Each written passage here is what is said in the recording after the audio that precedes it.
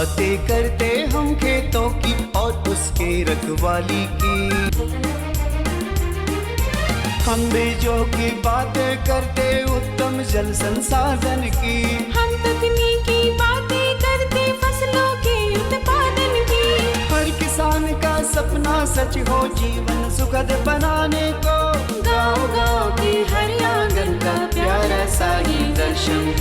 कृषि दर्शन, कृषि दर्शन, कृषि दर्शन, कृषि दर्शन, कृषि दर्शन, कृषि दर्शन, कृषि दर्शन, कृषि दर्शन। किसान भाई बहन नमस्कार, जोहार। कृषि दर्शन कार्यक्रम में रौरमन के बहुत बहुत स्वागत है। किसान भाई बहन जैसन कि रौरमन जानीला कि हर हफ्ता हम रौरमन ले नवा और बेस जानकारी लेके आवेला। आज भी हम रौरमन ले नवा और बेस जानकारी लेके आई मकिल जानकारी लेवे कर आगे चलू। हमने देखा थी कृषि समाचार। नमस्कार, जोहार। कृषि समाचार में आपका स्वागत है। मैं हूं शिखा स्वरूप। आइए देखते हैं आज कृषि समाचार में क्या है खास। ड्रिप एरीगेशन लगवाने के लिए किसानों को दिया जाता है 90% तक अनुदान। ब्लैक बंगाल बकरी का बीटल नस्ल के बकरी से कराएं क्रॉस। आसानी से बनाता है कंपोस्ट प्लास्टिक टेट्रा बर्मी बेड।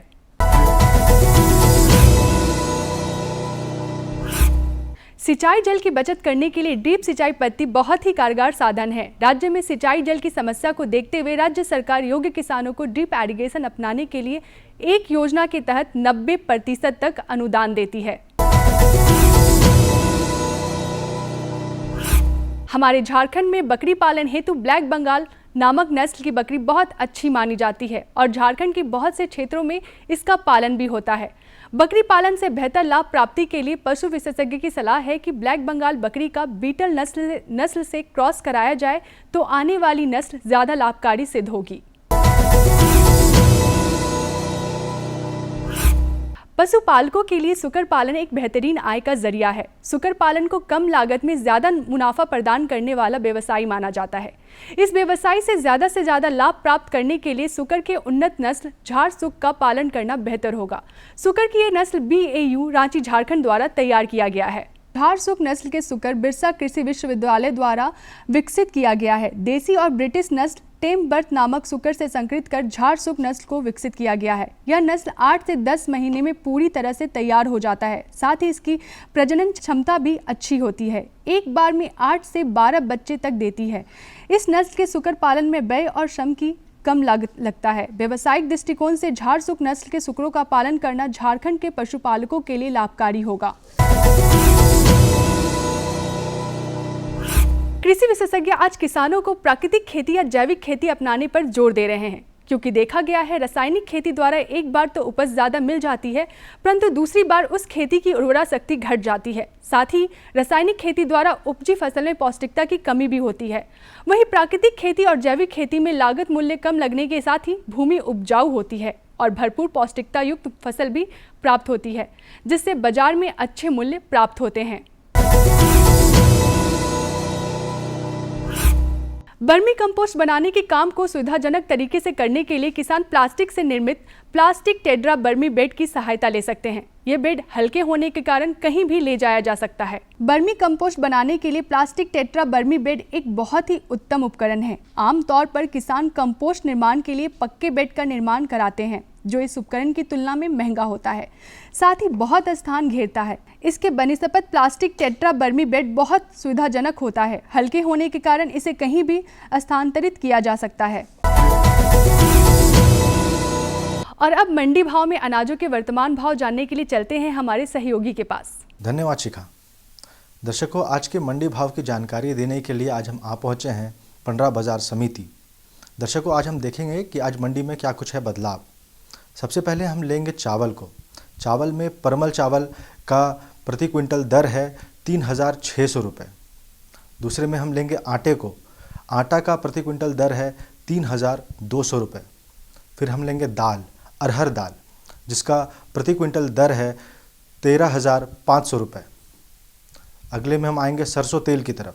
सरसों तेल का प्रति क्विंटल दर है 11500 रुपये। और आखिरी में हम लेंगे डालडा को, जिसका प्रति क्विंटल दर है 8800 रुपये। दर्शकों, आज के मंडी भाव में बस इतना ही। मुझे दे इजाज़त।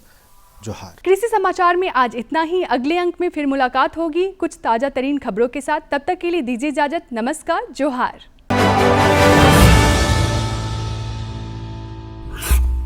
तो किसान भाई बहन मन, कृषि समाचार में रोरे मन तकनीक कर बारे में, उपकरण कर बारे में, मौसम कर हाल कर बारे में और कृषि संबंधी नवा नवा जानकारी मिलक।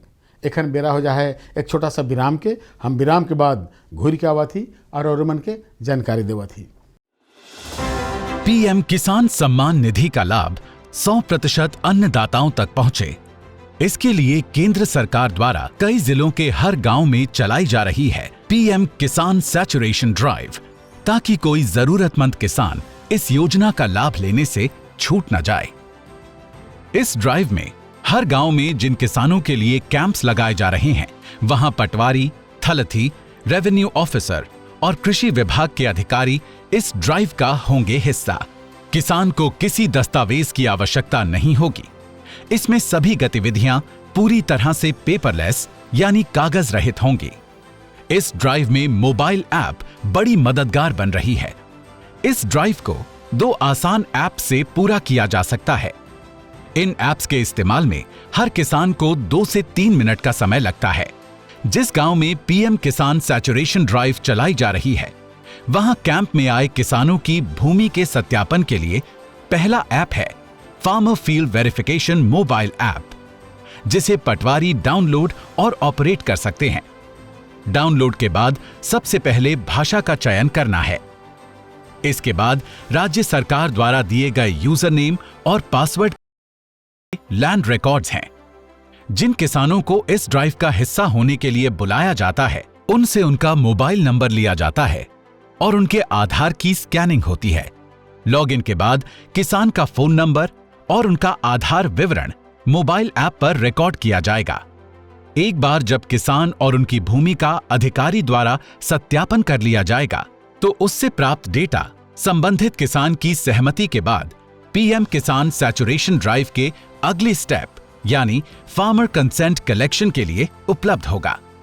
इस प्रक्रिया को farmer consent collection mobile app संभव बनाएगा।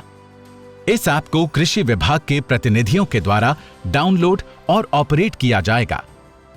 Farmer consent collector mobile app में राज्य सरकार द्वारा दिए गए यूजर नेम और पासवर्ड के जरिए लॉगिन करना है।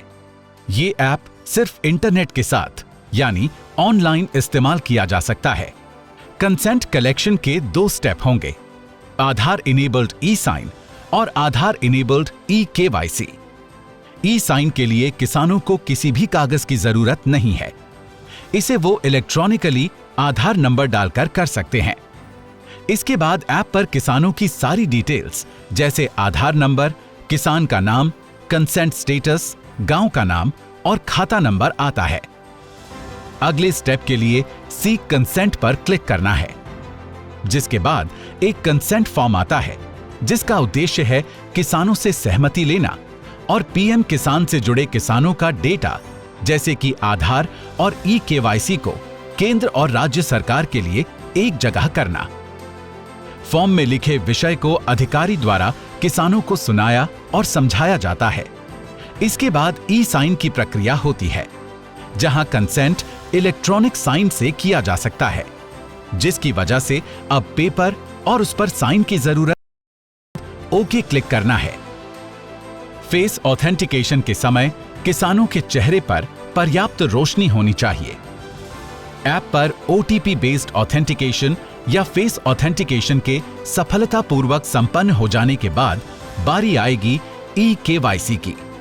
किसान का नाम, पता और दिए गए फोटो में किसी भी तरह के बदलाव को पीएम किसान और फार्मर रजिस्ट्री में अपडेट किया जा सके, इसके लिए ऑथेंटिकेशन के लिए ओटीपी बेस्ड ऑथेंटिकेशन या फेस ऑथेंटिकेशन होता है। ओटीपी बेस्ड ऑथेंटिकेशन के बाद नियम किसानों को पढ़कर समझाए जाएंगे। उसके बाद ओके क्लिक करना है। पीएम किसान सैचुरेशन ड्राइव की ये प्रारंभिक प्रक्रिया उन किसानों के घरों में नई उम्मीदों के बीज बोएगी, जो अब तक पीएम किसान सम्मान निधि योजना के पात्र होने के बावजूद भी इसका लाभ नहीं ले पा रहे हैं। आइए फिर इस पहल का हिस्सा बने और धरती पर बोएं खुशहाली के बीज।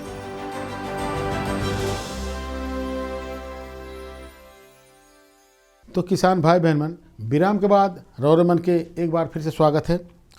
तो चलो अपन कार्यक्रम के हम आगे बढ़ाती जानकारी की ओर।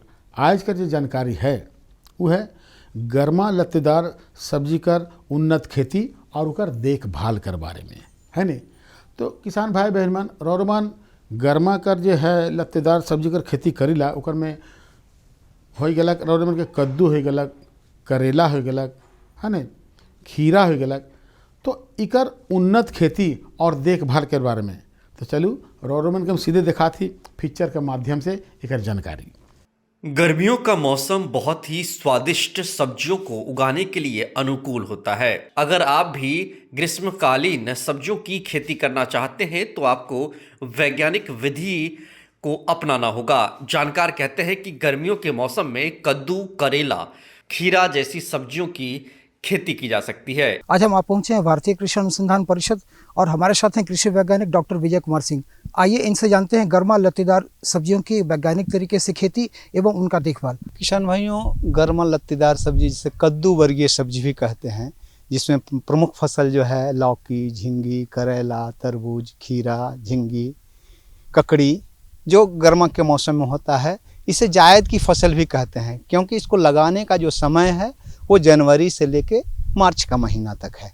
कुछ हमारे किसान जो हैं जो आगात खेती करके अच्छा मुनाफा कमाना चाहते हैं, उसकी खेती जो है जनवरी के महीने में जो है पॉली टनल में, प्लास्टिक के टनल में भी करते हैं। कुछ किसान जो है थोड़ा सा और आगात के लिए जो है प्लास्टिक के प्रोट्रे में जो है बिचड़ा उत्पादन करके, जैसे टमाटर बैंगन का हम बिचड़ा उत्पादन करते हैं, उसी तरह लत्तेदार सब्जियों का बीज बुआई करके ट्रे में, और जब 3 से 4 पत्ती का हो जाता है उसको लगाते हैं तो उससे भी जो फसल आगात हो जाती है और किसान भाइयों को फायदा होता है। जानकार कहते हैं कि ऐसी सब्जियों की खेती हर तरह की भूमि में की जा सकती है। हालांकि बलुई और दोमट मिट्टी इसके लिए उत्तम मानी जाती है।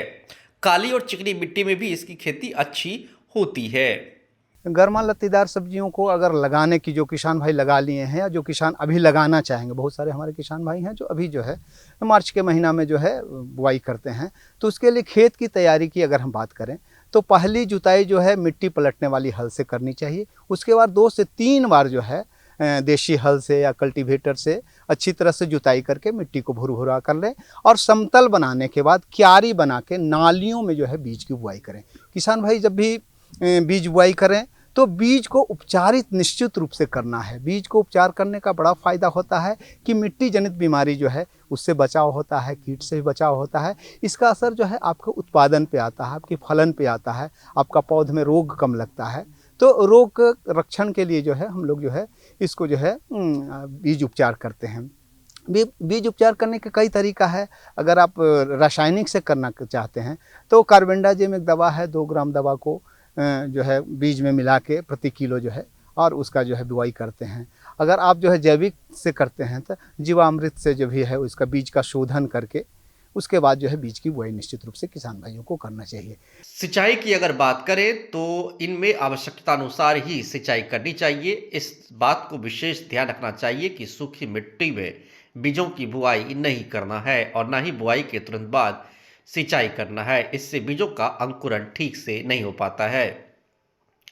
जानकार कहते हैं कि रोग और कीट नियंत्रण का बहुत अधिक ध्यान रखना ज़रूरी होता है, क्योंकि रोग और कीट नियंत्रण अगर सही समय पर नहीं हुआ तो सब्जी की फसल बर्बाद हो सकती है, नुकसान पहुंच सकता है उसमें। किसान भाइयों, अगर सिंचाई के लिए जो है आप तकनीक की बात करते हैं, क्योंकि गर्मी का मौसम है, पानी का कमी होता है, तो उस समय हमारे पास जो है सूक्ष्म सिंचाई विधि, जिसको टपक सिंचाई विधि भी कहते हैं, उसका अगर आप किसान भाई प्रयोग करते हैं तो उससे कम पानी में जो है ज़्यादा सिंचाई कर सकते हैं। क्योंकि ये टपक सिंचाई विधि में जो है पाइप के सहारे से जो है पानी जो है पौध जहाँ लगा हुआ पौध के जड़ के पास पानी जाता है। और फ्लड में जब आप देते हैं तो पूरे नाले को देते हैं, उसमें जो है 80% पानी यूं ही बेकार चला जाता है। जबकि आप टपक सिंचाई विधि से देंगे तो जो है पानी का बूंद जो है पौध के जड़ के पास होगा और जितना ज़रूरत है उसके हिसाब से पानी देंगे। टपक सिंचाई विधि का एक फ़ायदा है कि डेली आपको पानी देना है, चाहे 10 मिनट देना है, चाहे आधा घंटा देना है, या पौध के रिक्वायरमेंट के हिसाब से, आवश्यकता के अनुसार से।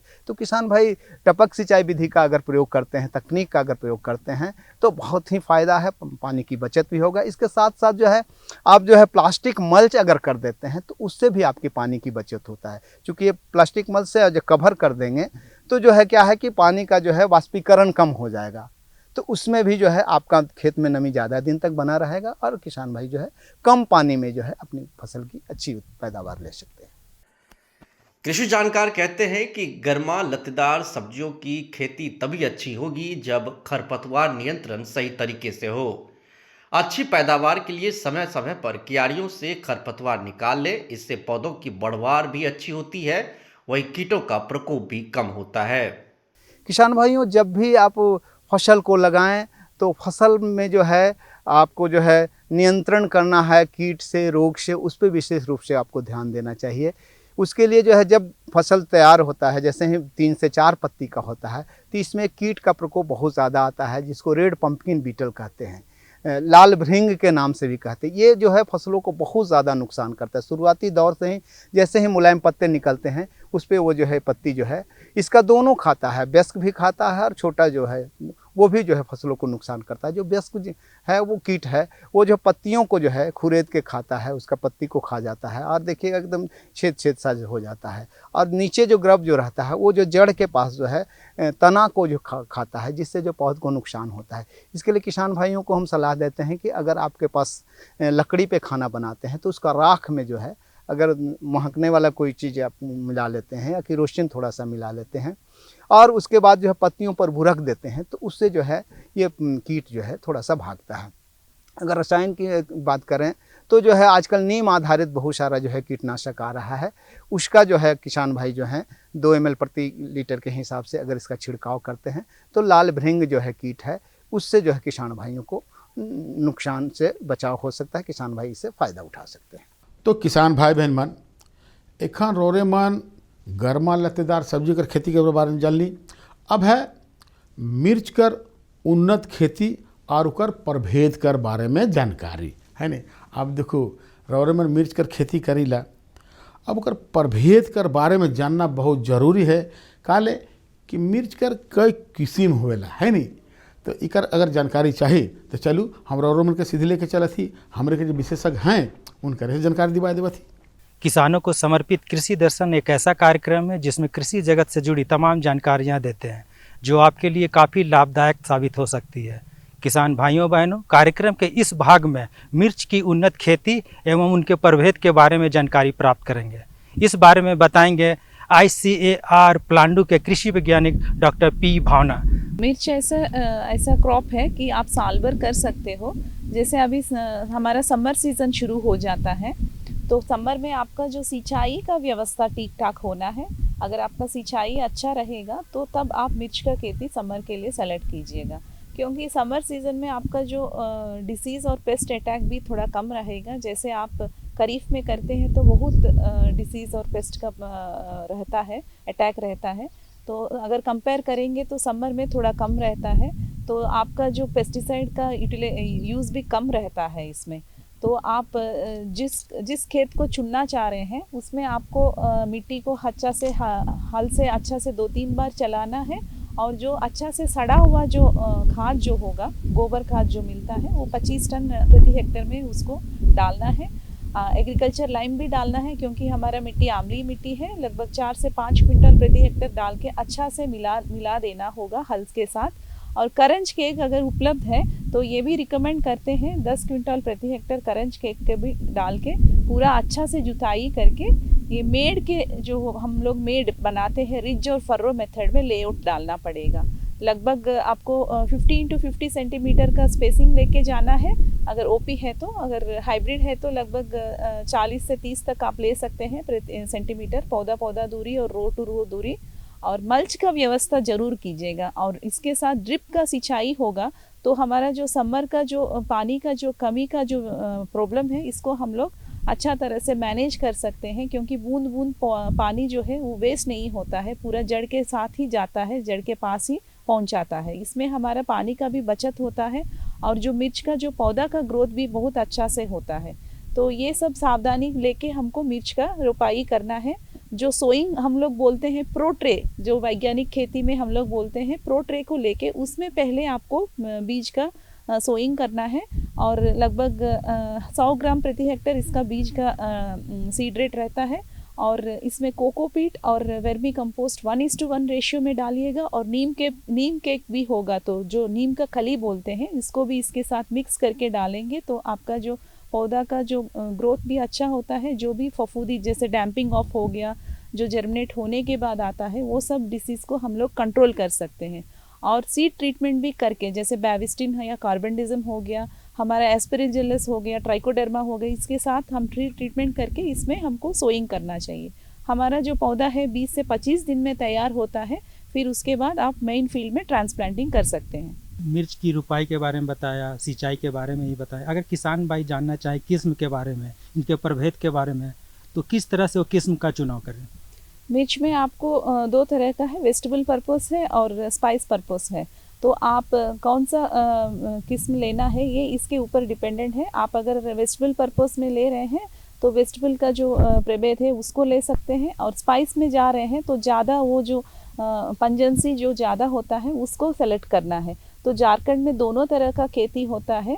जैसे हमारा इधर हमारा अनुसंधान केंद्र से जो रिलीज़ हुआ है, स्वर्ण प्रफुल्लिया करके एक किस्म है और स्वर्ण आरोही करके है। ये आपका जो मिर्च है ऊपर खिलता है, और हमारा स्वर्ण अपूर्वा है। ये तीनों किस्म बहुत अच्छा है। ये मूर्जा रोग के लिए भी प्रतिरोधी है, तो ये हम सजेस्ट करेंगे दोनों, वेजिटेबल पर्पस के लिए भी और स्पाइस पर्पस के लिए भी।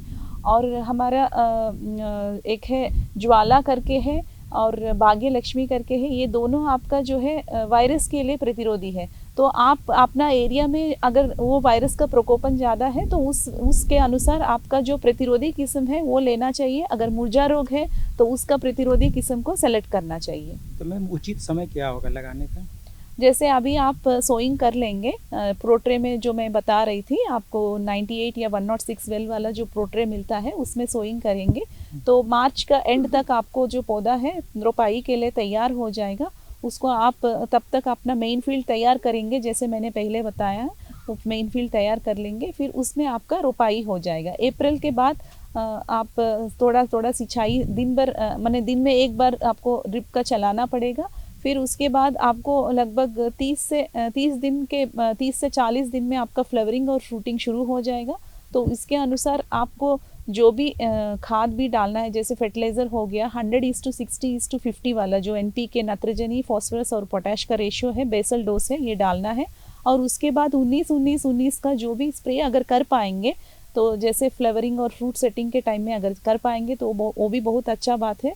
और उसके अलावा अगर आपका ड्रिप में भी अगर नाइट्रोजन का अगर चला पाएंगे, नाइट्रोजन और पोटैश का, ये भी बहुत अच्छा बात है। क्योंकि मिर्च में आपको डाईबैक करके एक लीफ स्पॉट और डाईबैक करके एक फफूंदी वाला शुरू होता है, जिसमें क्या होता है आपका मिर्च का जो क्वालिटी जो है कम हो जाता है, मिर्च के ऊपर काला धब्बा जैसे आ जाता है। तो आपका जब बेचने जाएंगे स्पाइस में या वेजिटेबल पर्पस में, वो आपका क्वालिटी कम कर देता है। इसके लिए आपको मैंगो जब का स्प्रे करते रहना होगा। और मिर्च में ज़्यादातर आपका थ्रिप्स और माइट्स का भी थोड़ा अटैक होता है, इससे आपका जो वायरस का भी स्प्रेड होता है। तो इसके लिए पहले आपको गमी स्टिकी ट्रैप्स करके एक आता है क्रॉप गार्ड में, ब्लू कलर, येलो कलर और वाइट कलर का। इसको आपको खेत में लगभग 10 से 12 आपको लगा देंगे प्रति एकड़ में। आपको ये अच्छा काम करेगा। जो भी थ्रिप्स और माइट है इसमें स्टिक हो जाता है और कंट्रोल कर सकते हैं। और इसके अलावा स्प्रेइंग में अगर जाएंगे तो माइट्स के लिए ओमाइट या ओबरान आपको स्प्रे कर सकते हैं, और थ्रिप्स के लिए स्पाइनोसाइड या फिफ्रोनिल, ये सब स्प्रे कर सकते हैं। तो देखो किसान भाई बहन मन, आज जे रोरेमन के दूगो जानकारी मिलक, बेस मिलक से ले तो रोरेमन कहिला कि अगर और ठेन कोई जानकारी है या हमारे को जानकारी चाहिए तो पता के लिखू। पता है कार्यक्रम कृषि दर्शन द्वारा केंद्र निदेशक दूरदर्शन केंद्र रातुर रांची, और पिन कोड संख्या है 834001। तो आज रोरेमन मनोज वर्मा के इजाज़त देव। मकील यह दिना और यह बेरा दोसर जानकारी साथ और उपस्थित हो। तब तक नमस्कार, जोहार। प्यारा सा ये दर्शन कृषि दर्शन, कृषि दर्शन, कृषि दर्शन, कृषि दर्शन, कृषि दर्शन, कृषि दर्शन, कृषि दर्शन, कृषि दर्शन।